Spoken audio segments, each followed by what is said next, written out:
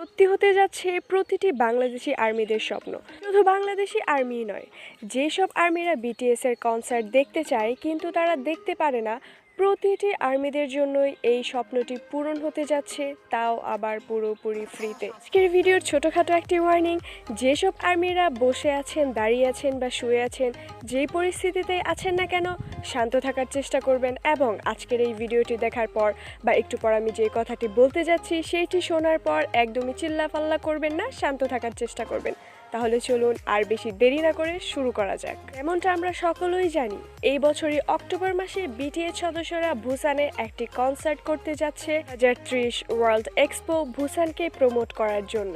এবং সবচেয়ে অ্যামেজিং এবং আর্মিদের স্বপ্ন পূরণ করার মতো খবরটি হচ্ছে, এই কনসার্টে 5 থেকে 6 লক্ষ আর্মি অ্যাটেন্ড করতে পারবে পুরোপুরি ফ্রিতে।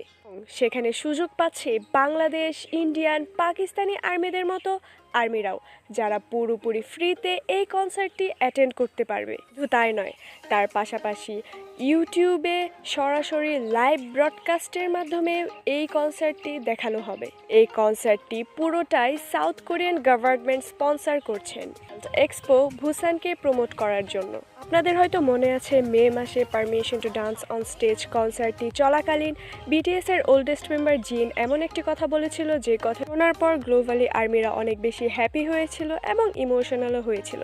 এবং তখন জিন বলেছিল তাদের একটি স্বপ্ন, এবং সেটি হচ্ছে বিটিএস ডিসব্যান্ড হওয়ার আগে তারা চায় যেন হাজার হাজার, লাখ লাখ এবং মিলিয়ন্স আর্মিদের নিয়ে তারা একটি ফ্রি কনসার্ট করতে পারে। কেননা তারা জানে তাদের টিকিট মুহূর্তের মধ্যেই শেষ হয়ে যায় এবং অনেক অনেক আর্মিরাই তাদের কনসার্ট অ্যাটেন্ড করতে পারে না শুধুমাত্র টিকিট কেনার জন্য, এবং অনেকেই অ্যাফোর্ডও করতে পারে না।